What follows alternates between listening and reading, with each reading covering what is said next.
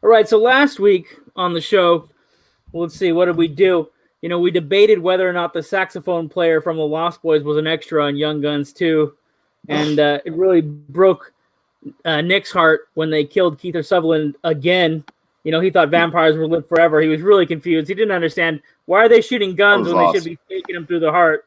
I was lost. Other than that, it was awesome. Great podcast, great movie. Check it out. And tonight we're going to be talking about a different movie altogether because it's a new episode. And we're doing our video of the month. So this whole episode will be a video. You can also check it out if you're just listening. That's fine too. It'll be available as an audio podcast later. And tonight's movie, let's see. It's Return of the Living Dead 3. Return of the Living Dead. Some could argue it is sequel directly to Night of the Living Dead. There's a weird story behind the titles. Maybe Dave will have that trivia later for you. I'm not sure what's lined up, what exciting bits he's going to tell you about this series. It's part of the original trilogy, Return of the Living Dead. First one's a horror film.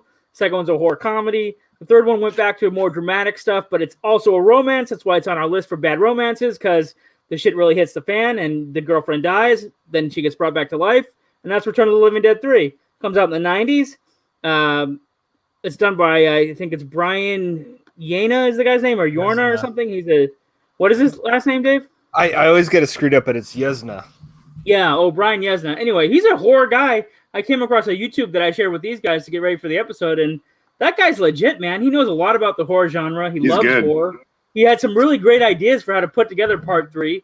But he even said himself, like, he kind of got a bad deal, bad shakeup. He made that movie Society, which they brought to our attention a few months ago, and we checked that shit out, and it's a really twisted movie. And he's absolutely right, though. If that had been a box office gold, then he would have probably made like 3 or 4 more horror movies, to add to his list. And then he talks about how he gets regulated to be a sequel director. But, I mean, he did a good job with this one, and that's why we're talking about it. If it wasn't worth talking about, it wouldn't be a podcast episode. It just wouldn't be worth the Binge-Watchers' time, frankly. I mean, we don't have much time anymore these days. We're all busy. No time. No time. Dave, you want to tell us some stuff about Return of the Living Dead? Well, yeah. So this is the the second sequel to the original Return of the Living Dead, which it has some weird connections to Night of the Living Dead.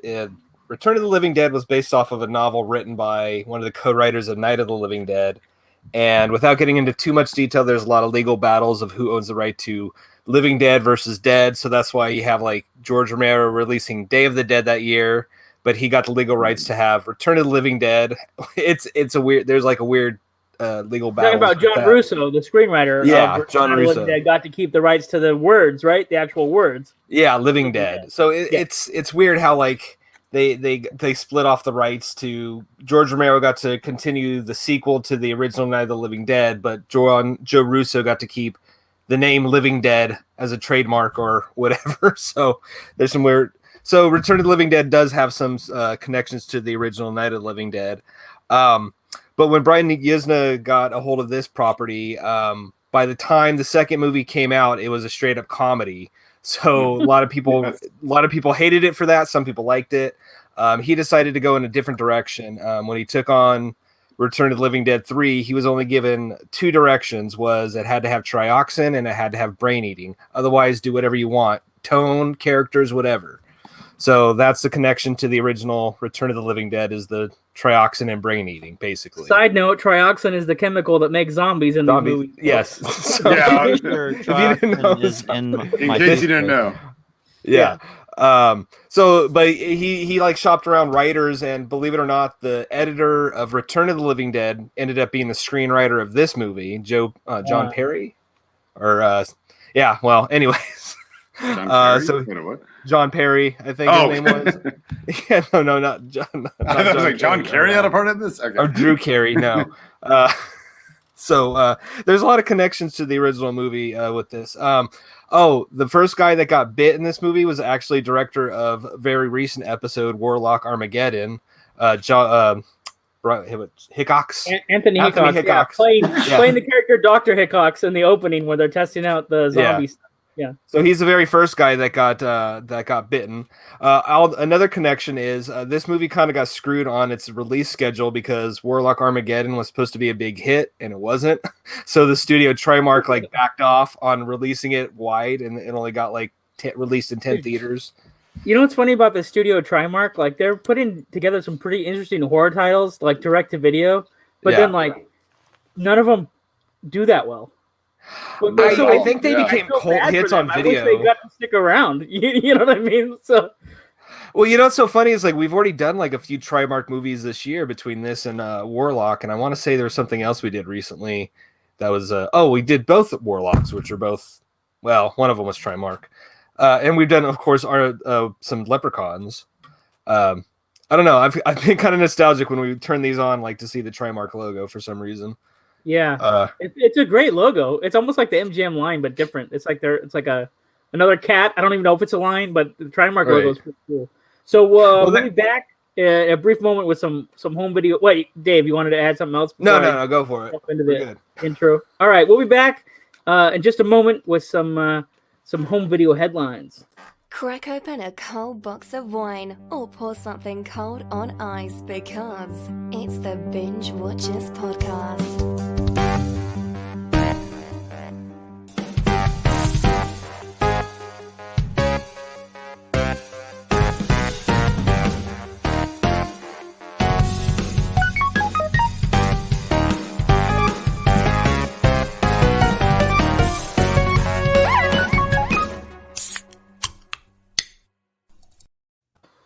And we're back. It's home video headline time. Movie or TV news. What's going on in the world? I read one that I was pretty excited about. I'm going to take a sip and then I'm going to tell you. So pause for suspense. I'll take a sip with you, John. Get my wine. I heard the director of the Watchmen movie, which is one of my favorite superhero, anti-superhero movies, and it's an adaptation, and I like the adaptation. People could argue it's not Alan Moore's book, but I like the movie. So this director is going to get to do a reimagining of Wizard of Oz, more based on the story by Frank L. Baum than the other movie. So they're going back to the source material, and they're going to, do the Wonderful Wizard of Oz like done by the book. So that'll be interesting. I imagine, the character's going to look probably crazy like they did in Return to Oz. And yes, please. It's going to be more nightmare fuel than anything else. And if it's done by the director of The Watchmen, I really like the dark overtone of that movie. So you need to make a distinction here. This is The Watchmen, the miniseries or the TV show, not Zack Snyder. I was all thinking it was Zack Snyder. It would be way different. Okay. Forgive me. They're not Zack Snyder. Not Zack Snyder. No, not Snyder. The director's name is Nicole. I'll get the name. Hold on. But I like the movie too. So I mean I can't knock the movie. So okay. But the TV show is its own thing. The show is great, actually. Is it really good? So it's Nicole Cassell. He's gonna do The Wonderful Wizard of Oz. Yeah. We'll see. Will it happen before MGM gets sold to Disney? Who knows? Is that happening too? Probably is. Oz the Great and Powerful. They'll figure out the rights. I don't think that'll be a problem. Actually, on that one, they weren't allowed to use some of the Wizard of Oz characters when they did that movie. They had to change the names of some, and they had to use some from other stories that were in public domain or whatever. Oh, well, what's so funny is this is not my headline, but I did read something that Disney is thinking about buying MGM Studios or their catalog. So, oh man, they're just going to buy everything. Oh wow. Or maybe it was United Artists. This is great news, Dave. Thank you. More synergy, or corporate takeover, whatever you want to call it. Any other headlines before we jump into first impressions? I have one. Yeah, what's up? So CBS is going. They ordered the pilot for the True Lies TV show. Really? Directed by Mick G. I don't know. What do you guys think about this? I don't know. Is it Mick G? What did Mick G touch? Did he do Charlie's Angels? He was Mick G? Yeah, Charlie's Angels. What else did he do? What's his Terminator? He did Terminator Salvation. Oh. One of the worst. It's hard to say which is the worst Terminator now. Yeah, although folks, he did do that awesome Terminator show. Salvation. That's number what? What is that? Number 5? 4. 4. That's number 4. That's 7 now. Are they at 7? That's the one that has. That's the one that has no Arnold in it whatsoever. Oh yeah, it has a CGI Arnold. CGI. But that should be in theory. That's a great story, right? It's let's go to the future war and show the John Connor arc. It should be good. It And should be had- amazing. It should. It started a trend of like spoiling actors' behaviors on set, right? Oh Because it was yeah. Yeah. where what's his name had his meltdown. Christian Bale had Yeah. the Yeah, meltdown. Christian Bale. Bale is John Connor. He's effing Yeah, but didn't- unprofessional. Yeah.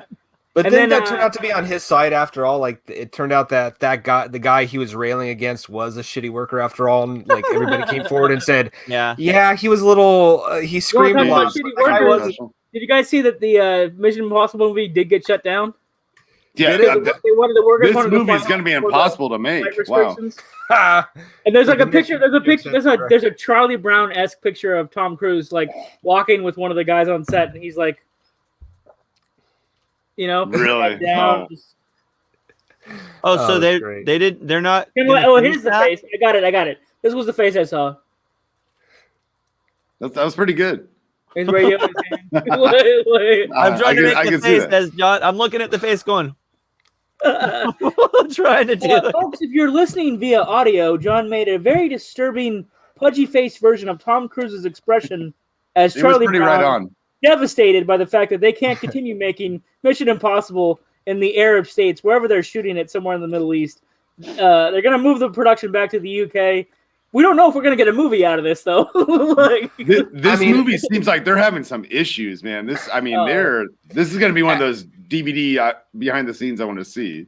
Why don't they just make it all green screen? I mean, like we've been making movies like that for at this point literally decades. Actually, like, you could do. Yeah, but that's they've been, kind of everyone's his been green thing. screening movies for like 19 months now or something. Like, what are we into now? The pandy, huh? Like, Yeah. that's what, I'm just saying, where there's a will, there's a way. That's all. Oh yeah.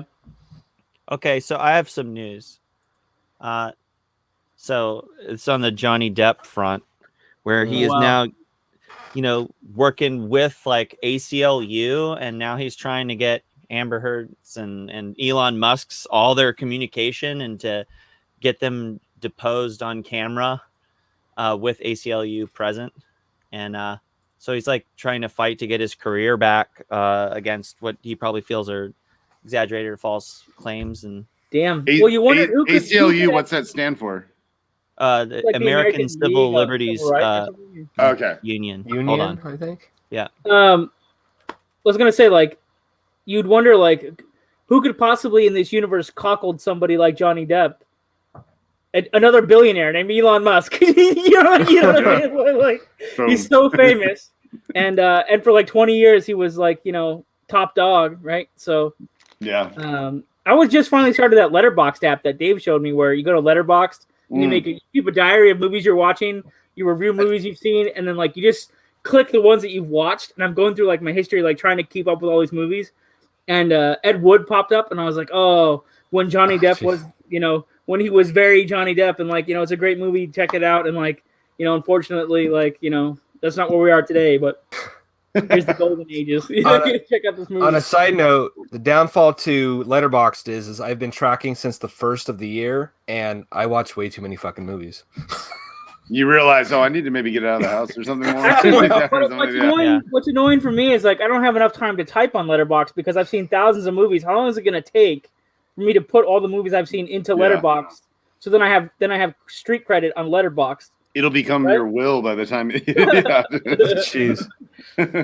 Like I'm trying to look like right now. Like we're about 20 in, so we should probably get to like our first impressions of the movie, unless anybody else has any like major new breaking like late breaking movie stuff that they have. Well, the only other so we'll take it away from not ending it on a story sad as Johnny Depp, but so they are going.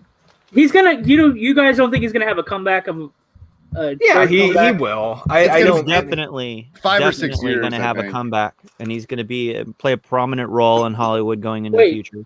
We can afford to make a movie with him now, and we can afford to rent a theater to screen it. So we're golden. You're right. I think he's gonna come back in a few years and do like more character roles again as the aging older guy. Yeah. But his face doesn't age, Dave. Well, he doesn't age because he gets blood transfusions. His band is called the he's a Hollywood vampire. Vampires for a reason. Yeah. Well, I'll give you a real quick piece. So He is a vampire. Have you seen him do videos from the cave that he has on his property? Is a cave?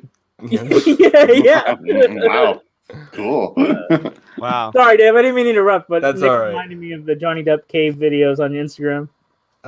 So they Never are seen going this. to do. They're remaking a movie or into a TV show. A movie I didn't like, but when I saw the actors, I'm kind of in. So they are remaking Mr. and Mrs. Smith with Donald Glover and Phoebe Waller-Bridge. They're the reason why I would watch that damn show because I hated that movie. But I like those two actors, so I will I don't check hate that the out. movie. I was like, since I was thought it in was the news fun. again, Is I was it like, a I was remake? like, What? oh yeah, it is. Yeah. You're right. Their thing in the '90s is also a remake, but that's like put Brad Pitt with Angelina and like That's where they met up. Yeah. it's a Yeah. spy movie. It was entertaining. That would actually fit this month's category of bad romances. Like that, we could have easily Oh, covered. it would. totally could have fit in. I thought Yeah. it was fun. Dave hated it. I liked it. Dude, you know why? I hate when I saw it. I've only seen it Dave. once in the theaters, and it was a 2-hour movie with 15 minutes of plot, and the rest was just like, let's kill each other. That's All true. right. It did was come fun. out of that big '90s. If that's a action criticism, like Bad Boys 2. was I'll take coming out it. and that stuff. Yeah.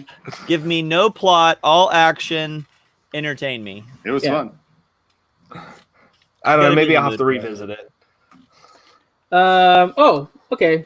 Just rolling right along. First impressions of tonight's movie, because we're supposed to be talking about Return of the Living Dead 3. What the hell? We're going off on a tangent of Johnny Depp and Wizard of Oz. The fuck are we doing, guys? All right. Nikki Lates, your first impression of Return of the Living Dead 3? I never knew a vampire. I mean, a zombie could be. I almost said a vampire. We're talking about Johnny Depp. I'm sorry. Yeah, I yeah. never knew a zombie could be so damn sexy. Oh, Holy cow!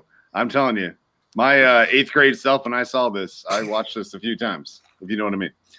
Oh my impression. gosh, did you? You know what? wore out the old VHS. Yeah. Why is that scene right there all tracking? Yeah. That's all. You can barely hear that scene. The First audio impressions. track has been. It brought back memories. Yeah. You know what? You know what? Here, you know what the crappy thing is like I'm not even trying to piggyback. You did on it the too. joke. You did it too. You son of a bitch. Look at you. I saw that on cable when I was like 10 or 11, and oh man, this like I guy. had a crush on her, even Yeah. that with all the shit in her face. For the I folks know. who are It's watching as a video, Dave, go ahead and hold up the DVD. It's behind you. yeah, it's literally right there. A little close up of that action, huh?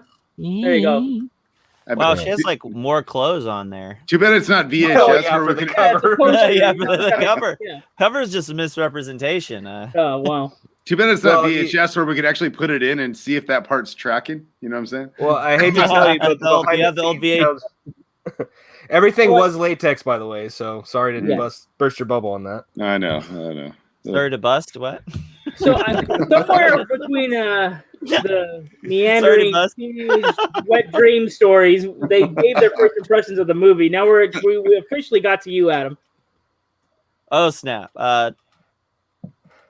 This thing was a gore fest, and it has some effects in there that I have not seen in anything else, and it's worth watching multiple times just for the zaniness of the creativity of the effects. It's amazing. I mean, I enjoyed it a lot. Huge 2 thumbs up for me. My John? first impression, yeah, Moth to a Flame. You got to watch this movie. It was one of the if you go walking by a video rack back in the days of the video stores as a teenager, yeah, this is gonna be your rent one get one free rental right here. This is gonna be your blockbuster favorite of the night. You know what I'm saying? you're gonna check it out and you're gonna feel a little guilty. You're gonna take it to your room and you're gonna hope nobody knocks on the door while you're watching this film. Damn, we all brought that. You will have to Yes, remind we it. all went there. We all went there. I love it. Yeah. There are certain scenes that are worth viewing independently. All right, let me keep my head in the game. We'll be Stuff's right getting back. real. Yeah, stuff is getting way real. If you're really into movies, you could try Stars free for 7 days, or this weekend, if you hurry, you can catch the $5 for 6 months deal that they got. It's like their best deal of the year. It's going on this weekend. You have a couple seconds to, grab that deal, take a look at it, and enjoy everything on Stars. What's funny is they always have a just added section in the app. So I hopped in. What did they just add? They added a musical comedy that I love called Get 'Em to the Greek. it's got Jonah Hill and that British guy. I'm blanking on his name, but you can watch it and you'll figure it out. Oh, Nick's trying to tell me. What's this guy's name? I totally forgot. No idea. Dave, what's this guy's name? Russell Brand. Russell Brand is in the video. There you go. And so you can check that out. Sometimes you just need a break in your day, man. The daily grind, weekly grind. If you got kids, there's an extra grind, or just bullshit paying bills. So if you want to take a 90-minute break, Stars is awesome. And the other day, I just needed a break, and Get Him the Greek was waiting for me, so I checked that out. And then their recommended movies are actually really good. It recommended that I watch 48 Hours, which I love. I got that on DVD, both the original and the sequel from Walter Hill. And then it recommended Running Scared, which is a cop movie starring none less than Billy Crystal. And then Predator 2, because who doesn't love Predator movies? So, check it out. And again, keep in mind, you can sign up for a free trial because that supports us and keeps us going.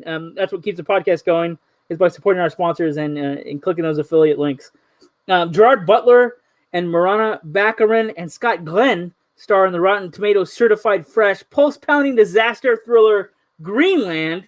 When a planet-killing comet races toward the Earth, a father and his family make a perilous journey to their only hope for sanctuary, encountering the best and worst in humanity as the countdown to global apocalypse approaches zero.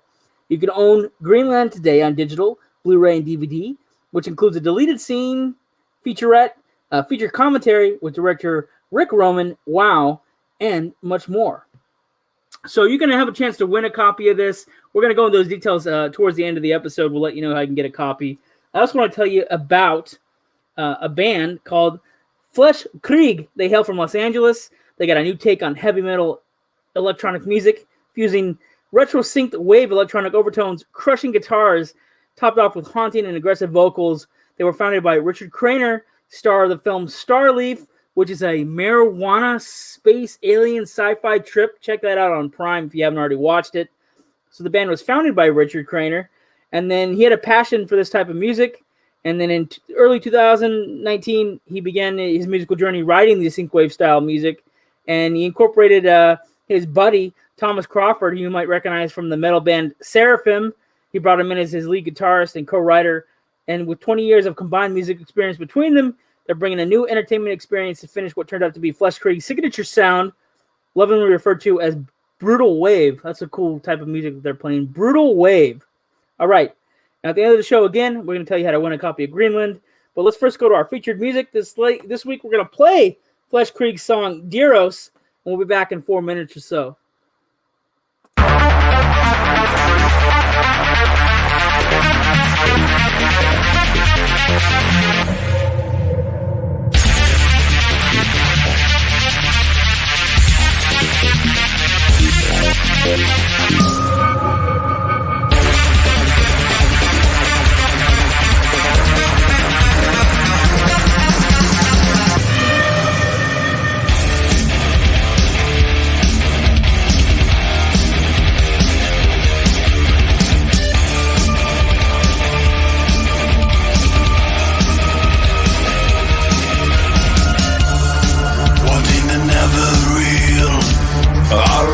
And a locked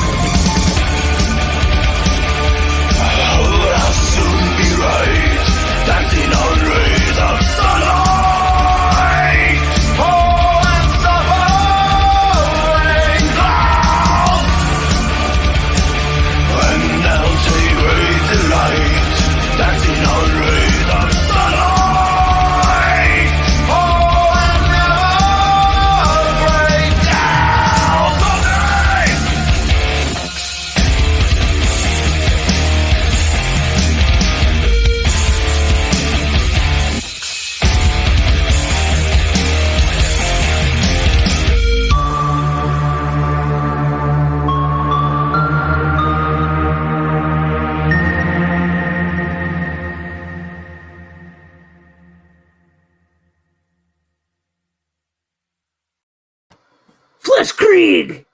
All right, go to their website, check them out. This song's a little long, 4.5 minutes, whatever, but that's a brand new song from their album that they got coming out, which has a really weird name like Herbutz. I don't know. It's German. As far as I can tell, if Google Translate is accurate, Flesh Krieg means something like meat lover or meat stick or meat pops. I don't know. So you have to go to their website.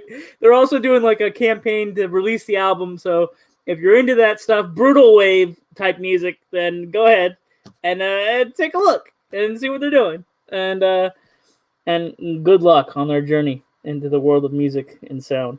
That's our featured music for the week. And now back to the episode already in progress.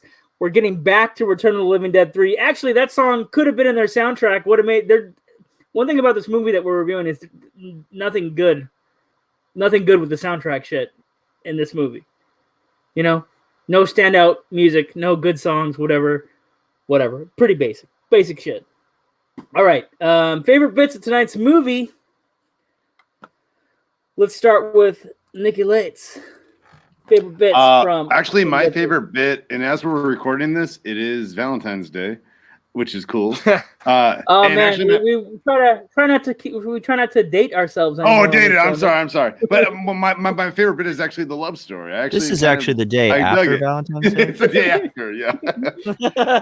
Depending on your time zone, right? I love the love story. Actually, I thought it was kind of a cool little love story between a guy and a zombie girl. Wow. I liked it. Yeah, I think the boyfriend's kind of a bitch. He's a little bitch. Yeah. Very strong male lead. It's all about her. It's all up in her DMs. Well, you know, the funny thing is you say the love story, and I was today years old when I just put together, this is based off of a Romeo and Juliet, and I just realized her name is Julie. Like, it's plain as day, and I never put that together. I put it together this time, not the other time. Yeah. Actually, he's kind of weak-willed, right? But he goes along because he's starstruck, right? Or he's like love-struck. Love-struck puppy, right? Like very he's just like. Well, he's a teenager. He doesn't know. Falls her into hell. It's first love, you know, like you're in it. Yeah, I guess so. Yeah. But if he had like really stuck to his guns, then like maybe he could have avoided the whole situation. But I guess like the whole point is like love makes you make mistakes, right? Because you just are willing to like put those blinders on. You do crazy things for love. I mean, you bring back your dead girlfriend. Yeah. Yeah, exactly. Would you reanimate your dead girlfriend? Yep. Yeah. By the way, is there one thing? Is it the grandpa from Charles in Charge? Am I mistaken? Is that the guy in this movie? It's been so long since I've seen Charles in Charge. Okay, I'll double check right now. Okay, go playing back. Which character in the movie? Playing which character in the movie? He was one of the guys at the military bases. You mean the general's like assistant? I think so. Yeah, might be. I'll find out right now. Well, the older guy. Yeah. The Chinese liquor store owner, he plays a lot of like Chinese businessmen now. Like that guy's popped up in a lot of movies. You know, he's always playing the Asian tycoons, which is a step up because in this movie he got his brain eaten. Yeah, so, I don't understand. Playing characters where you don't get eaten is probably a step. I don't understand how he's able to play another role after he got his brain eaten. Like, thanks for being so literal this evening. All right. Yep. It was him. Davey, let's skip over to you. What are your favorite bits from Return of the Living Dead 3? Well, the one the gang leader that gets turned into like his head hanging off of his spinal cord. That always freaked me out. But the thing that always stuck with me is the her not her transformation, but her piercing scenes, like her kind of transforming into what she becomes. You can call that a transformation. Cutting herself everywhere, putting the spikes through her cheeks, the glass through her hands, like that always creeped me out. And when it came out and I watched it when I was young, I didn't realize that was an allegory for cutting. And when I grew older and knew some people that were cutters, I'm like, oh, that's what that was about. Yeah. You know, in retrospect. So, you know, really kind of a brilliant. This movie has a lot of like subtle, you know, for a zombie movie, it has some subtle messages in it that I don't think people were picking up on because it's violent. Oh, you mean like where he holds his hand up and he's like, "Don't touch me, Dad. don't hit me, Dad. Like, what do you like? The boyfriend tells his dad that he's moving out of the house. He's not willing to transfer with the dad to his new, they're shipping the dad's the general, but he screws up the zombie experiment, so they want to demote him, send him to another base in the middle of nowhere. And he's telling the son, we got to move in a week, son. He's like, I ain't going with you, Dad. I'm staying here with my girl, Julie. And then the dad's like, get back in my library or stuff. I got to talk to you some more. And then the son raises his hand and the dad catches it. So really the son is being aggressive. And then he goes something like, you don't get to touch me, Dad. Something like that. Like, not anymore. Not anymore, Dad. That's when the Twisted Sister song should have been played. He goes, not anymore, Dad. Not anymore, Dad. Like, by the way, audience, if you're not seeing, John is doing a really good impersonation right now. Like, this is good. He's got it down. John is reliving some past experiences he's channeling. Man. This is good stuff. We get to see into his head a little bit there. This is Dave's episode. This is his time to shine. He's got the shirt on. He's got the DVD in the background. I know, he's got everything. I've got the whole. He looks like a fucking YouTuber. I own like 2 different versions of the original movie because they're different. I love this. Is Dave still going to do the dance sequence? I hope so. Oh, trash. Show us your Dave. Gonna have to do a tuck back. Dave. Yeah, show us your transformation, David. We're ready for it. I'm not. Show us some of the old body horror, Dave. You didn't pierce your nipples for the episode? After you texted me, I was gonna get it pierced. No, Dave, that'd be exciting. All right, next time. Now, we're gonna hold them to that, guys. All right? I'm ready. Right. Yeah, I'm excited. So, Adam, your favorite bits? I had 2 bits that I like a lot. I think they're related in different ways. One is that zombie that has like meshed with his own self, like the flesh healed even though he's a zombie, and like he's all stuck together wrong, and he gets beat up, thrown down a little bit, and then he like rips his own skin off. That was amazing. You guys know what I'm talking about, right? Mm-hmm. Like that. I was like, these guys are geniuses working on these effects. I have a feeling like that's not in the script, but the guys were like, hey, can we do this? Mm-hmm. I don't know. Maybe it is in the script, but it felt so fresh and original. Like they just got crazy creative with this zombie, and they're like, oh, we got to use it. We developed this new thing. And the other thing that was really shocking, because most of the effect was the guy's face, was when she comes out of Riverman's place and attacks all the guys at the same time, and she bites the guy. And you think they're going to cut away and not going to show anything. And then they go back to it and she rips his lower lip off. I was like, oh, there's so many moments where I had a visceral reaction to what I was seeing. Like, I know it's fake, but I like buying it in the moment. And that was a lot of fun, dude. The lower lip just coming off, you know? Well, I want to steal the show for a moment, real quick. I can't say it's a favorite bit, but I mean, how good is this movie for like when Riverman turns into like their guy at the end? Like, it's kind of like that's kind of emotional. Like you care for that guy. Yeah, like he's like a good Samaritan that gets screwed over and like he gets punished for helping them, right? But what happens to the character is kind of sad, and you're talking about allegories or metaphors or whatever, right? Like, he, as a zombie, he's still trying to help the teenagers, right? Yeah, right. He has some self-awareness, but if that's not a metaphor for the shit that happened for, like, that they're talking about crazy shit. You know what I mean? Like, they literally slapping bolts and chains on this guy. You know what I mean? Before he turns into like an Uber zombie, and then it's like, well, fuck this shit, I'm out. Like, you know what I mean? And he breaks through all the cages. He lets all the zombies free because that's it, you know? And then, like, you're like, yeah, that's fucking it. That would have been a great time for the soundtrack to kick in the non-existent fucking soundtrack. Yeah. Nick, you're always talking about soundtracks. This movie is lacking somebody at the keyboards. Yeah, even the score, I was not very. It was just a low budget. It doesn't distract you from the story. That's yeah. If they spent any money, it's in those effects you're talking about, Adam. You know, like they spent it on the effects. Like, well, I was looking it up. Music they said they made the movie for like $2 million, and the movie only made $50,000. How is that possible? How? Because they released it in like 10 theaters with no budget. Oh, that was the other thing they said is like it got no press because during the night they had their premiere, there was like a fire in Malibu, so all news cameras like went out, so they didn't even get their big premiere after all. Oh no! Like it was kind of a cursed. It was kind of cursed in that way. I always thought this movie was going to be like completely inferior, and so I've always avoided this movie. I had no idea this movie was this much fun. Just don't watch the ones that come after this. Those I made the mistake of doing that last week. I can't believe you did this, Dave. Like, you went and watched. So Sci-Fi bought the name, and they made two made-for-TV movie sequels. Let's see, Rave of the Dead, or Rave to the Dead, and Necropolis. Rave to the Grave and Necropolis. They came out the same year. By the way, I was at the test screening for the fourth one. Han and I went, and it was so bad. And they're like, "Can we talk about this movie?" We're like, "This is like a piece of crap." It was literally. So I've only seen the test screen version, and well, that's not constructive. Right. I mean, I'm just. I told him something.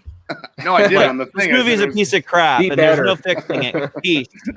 There is no fixing it. Like, don't release this movie. You guys are a joke. Yeah. Like, that'd be the only thing you can say. Oh my you guys God. are wasting your money. The guy who like owns the rights would like just pass it. That's why like every single one of these movies was like owned by a different studio.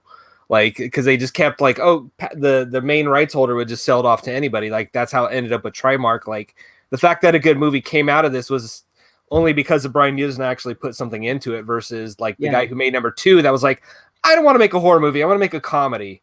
So that's what I'm going to do. How did that guy have so much authority on part 2 to change the whole genre? Like, I don't know. Like, weird. I was telling you guys, like, that's not the movie we're talking about, but the extras on that movie are so much better than the movie itself because, like, nobody has anything good to say. The director even said, like, yeah, the best thing about the movie is the residuals I get. And that was based, like, nobody cared about that. Like, don't even say things like that. It just makes people hate you. Oh my gosh. What a clumsy statement. Even the effects guys were like, you clearly don't want to be here, so why should I? Like, I'm actually doing like good effects and you're making it crap.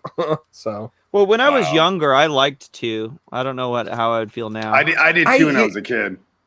I think I was telling John like 2 is my favorite actually. So like, yeah. And I know I'm alone in this. One of the times where I didn't comedy know, and horror. Dude, I didn't know the returning. Yeah.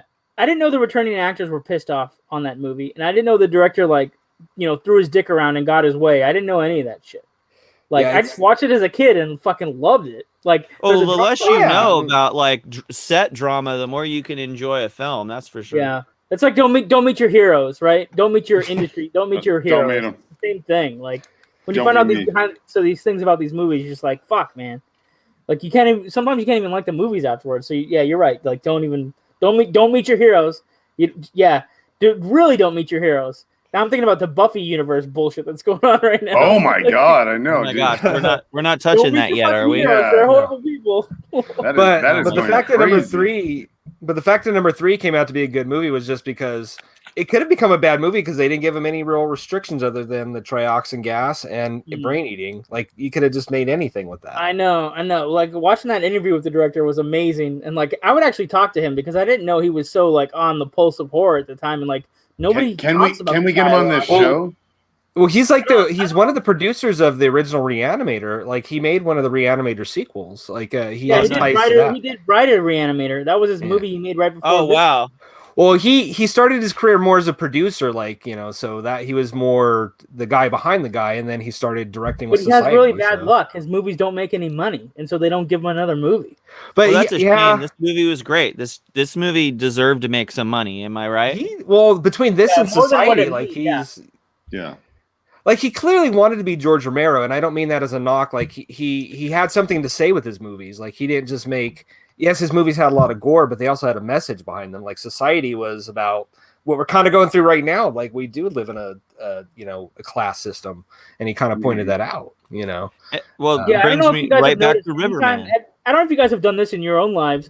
If you've ever tried to make your life better, the system doesn't really want you to make your own life better.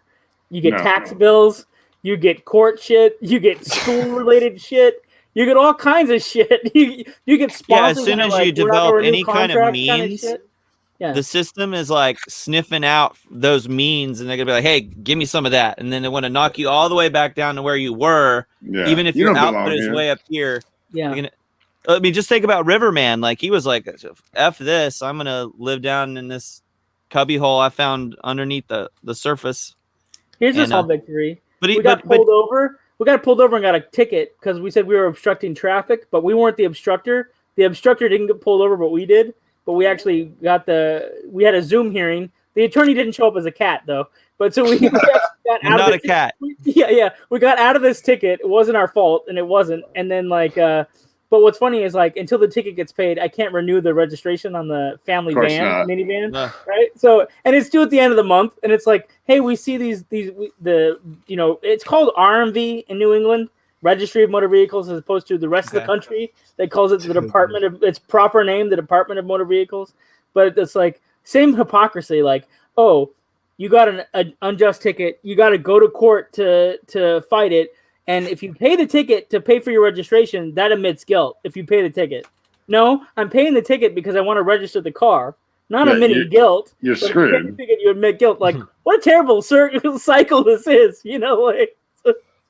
But yeah, small victories. But yeah, it's definitely a caste system. Like, and I think people accidentally get wealthy. Like they were talking about in England, it's even worse. Like the movie stars in England are intentionally kept separate from the rest of the wealth of England because the royalty and the independent wealth from the agreement that they made, like with Cromwell's rebellion, like here's the rich British and here's the rich royalty, but we can't have this third group come in, like people that are actors that then get paid, right?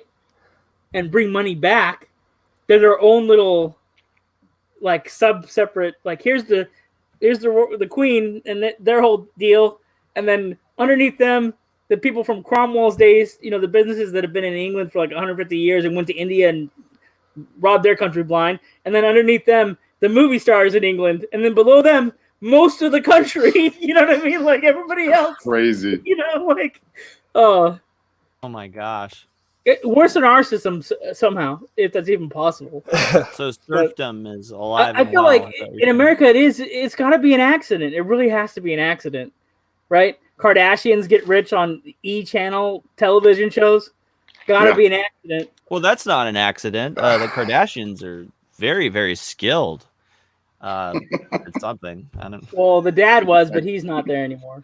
Yeah. He was a good attorney. And I'm not talking about the one that got his wiener chopped off and changes. I'm not talking about. I'm not talking about the sex change one who's still. You're talking about OJ's attorney, right? I'm talking about the Kardashian dad. Oh, the Jenner. One was the attorney. Attorney for OJ, no less. But I'm talking about that guy and his legacy. Because he was an immigrant, right? So he did the immigrant struggle, became an attorney. I don't know the whole story. I really don't know.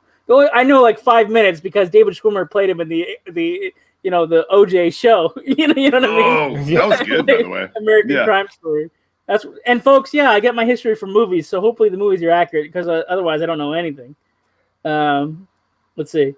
Fan service. Adam, do we have anything to talk about with the fans? Nope. Oh, damn. I don't even know what that means. What is the... We discussed what that means. We changed our fan commentary section. The audience section is now called fan service. No, I know that. But what is this imposter comment? What is... Oh, and the notes I had written for the episode that Adam could have asked me about the YouTube imposter comment. It was a comment left on one of our YouTube videos from one of our episodes that was posted on YouTube, and I shared a screenshot in the Facebook Messenger to reference. Oh my gosh! What did they say? Really, what did they fill me in? John, what did they say? I want to know. He called me an imposter. He goes, anybody whose profile name is Real John can't really be a real person. And I'm like, no, actually, it's a joke because in the early 2000s, every celebrity that went online was putting the word real in front of their name. They had to. Yeah. Identify that was their profile because Facebook was kicking celebrities off of Facebook because they didn't think you were really yourself. So I, having an ego coming into film school, was like, I'm going to be fucking famous. I need to put real in front of my name too. So all my channels have real, including my Instagram, whatever. That's how you find me. So, and then he's like, and I There's said that irony to him. coming up. Is there irony? I wasn't I wasn't trying to be ironic. I was just No, you're not trying to be ironic, but the irony is where you put real in front of your name, and then years later, someone's like, "That's not real. You just put real in front of, and you're an imposter.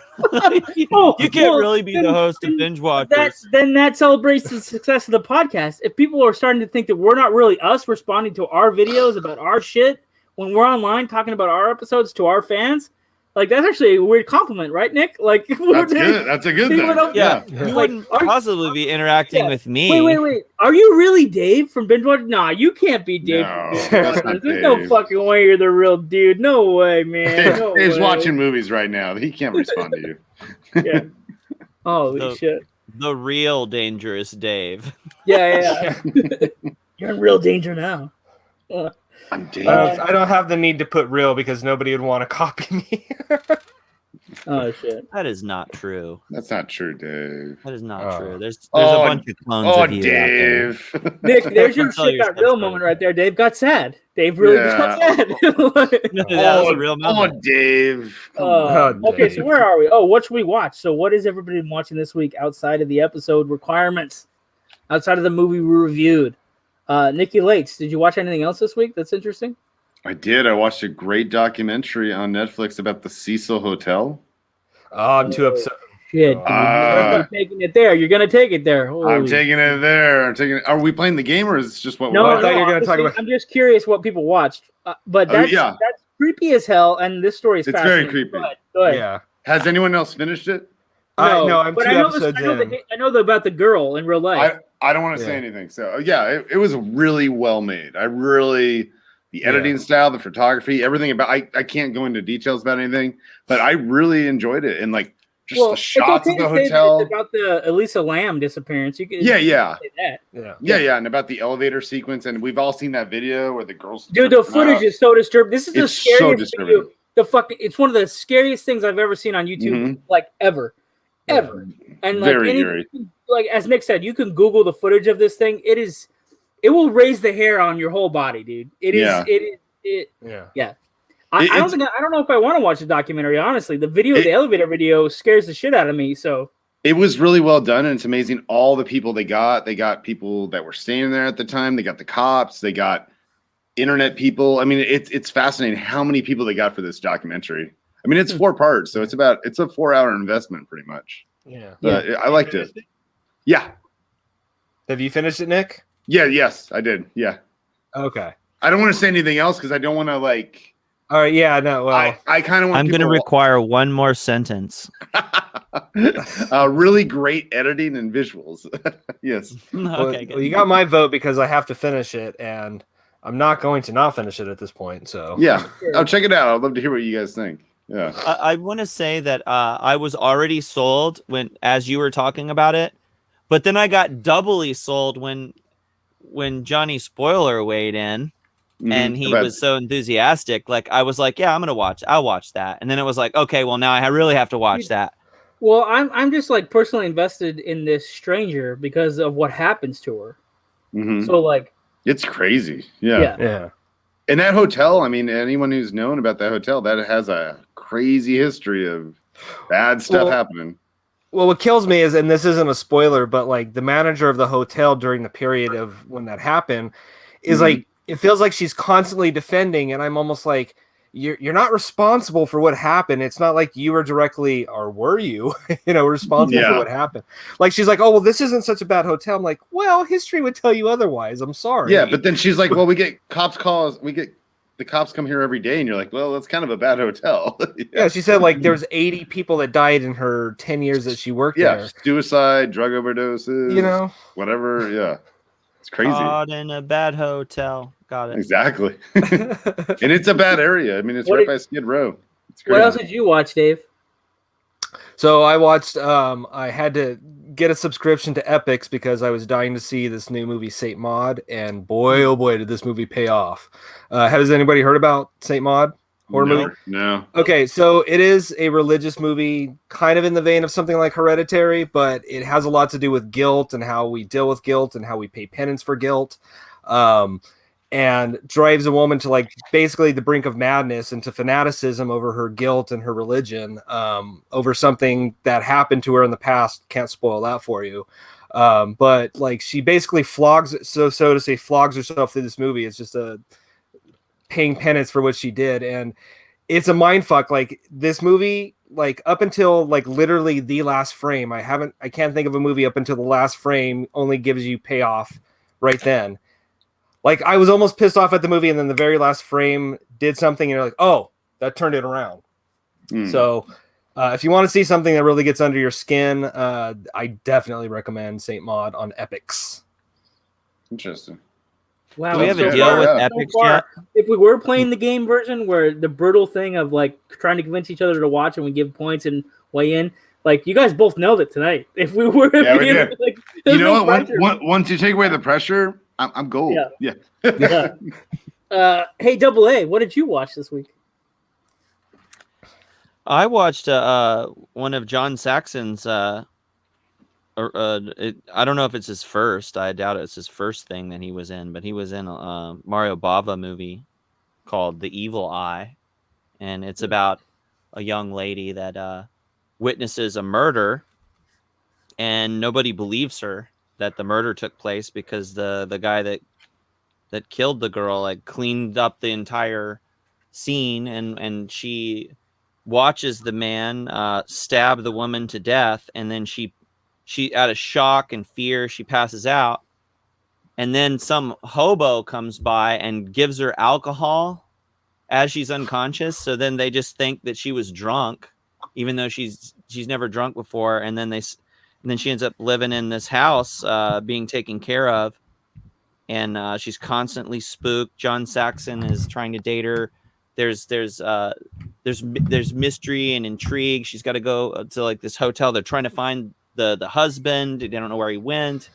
They're trying to find the murderer. She finds clippings. Like it's like a Hitchcockian type mystery horror, and it's pretty good. It's one of Mario Bava's early films called The Evil Eye. If you like black and white film, it is in black and white. Oh, it's black and white. Okay. Yeah. But that could be a detractor, but I like the contrast of older movies. The black and white, the way they can paint a scene and show things in darkness, and the way things are, the contrast, the sharp cut of objects on a black and white frame is something that I get a huge kick out of, and I can immerse in that environment. I know some people are like, oh, if it's not in color, then I can't believe it, but it's worth it if you like old school movies. I mean, most of the Hitchcock movies are black and white, so if you like Hitchcock movies and you like Mario Bava and Giallo, then you're gonna like The Evil Eye. Sounds good.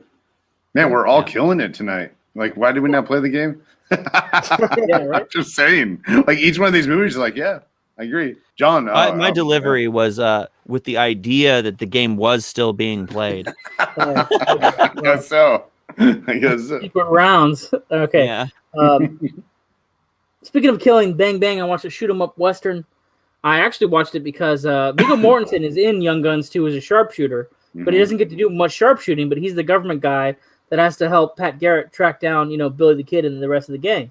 So I was like, oh, I want to see something where he's not held back. Because at the time when he was in Young Guns 2, Viggo really wasn't like an established name because it's pre-Lord of the Rings, right? He was no one. So he's like a bit player and a bunch of movies, yet. background guy, whatever.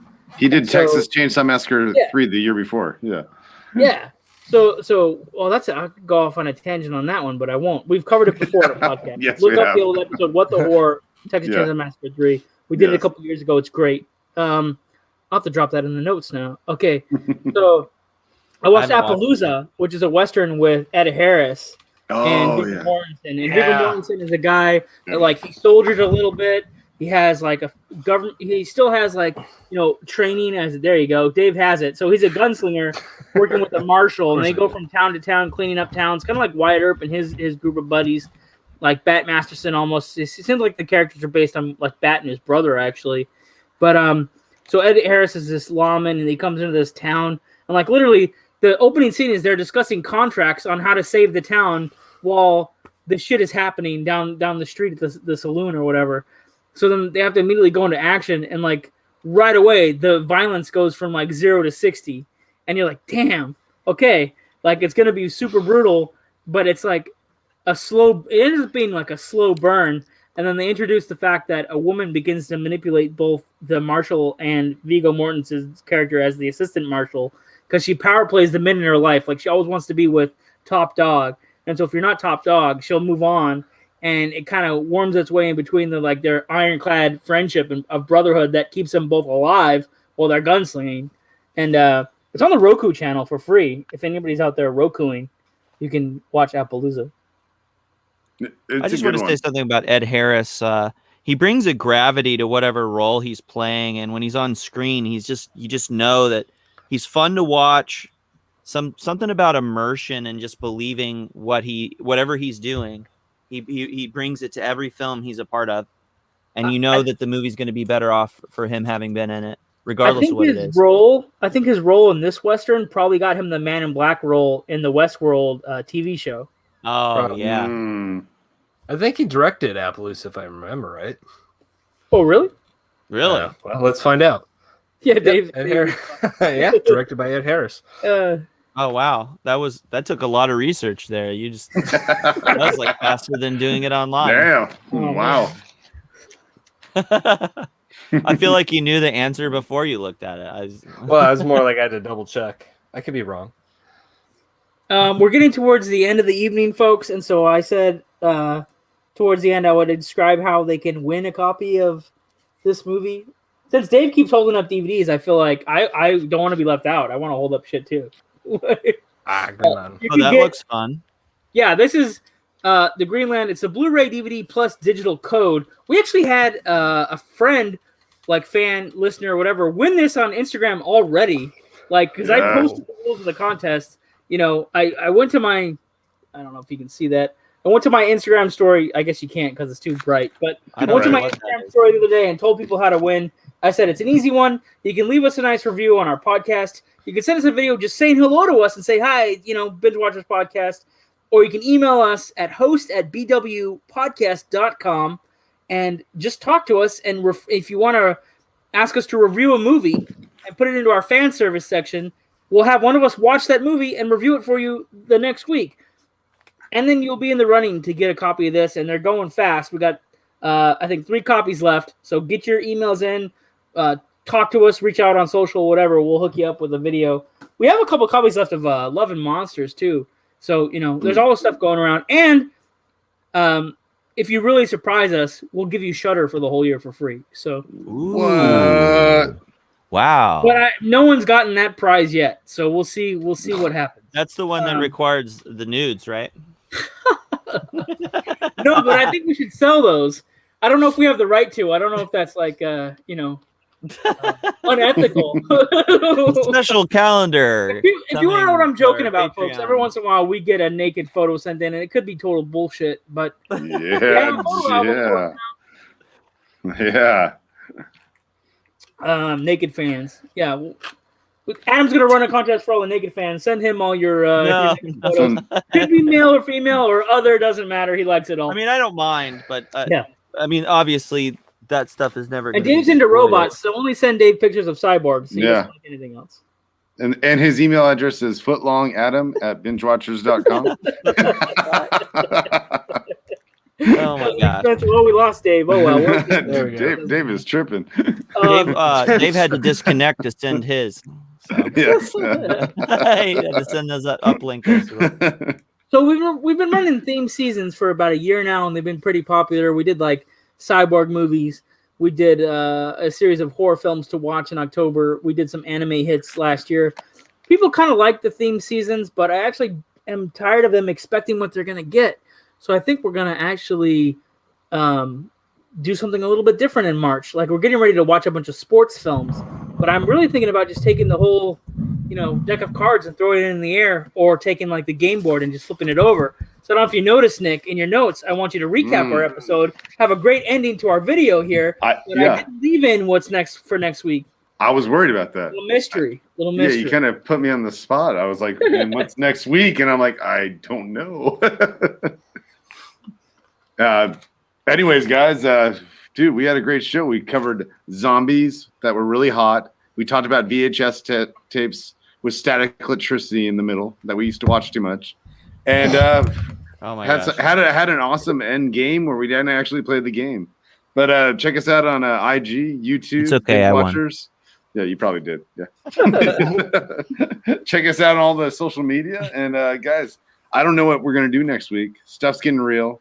John's going to throw the cards up in the air and we're going to see what we grab.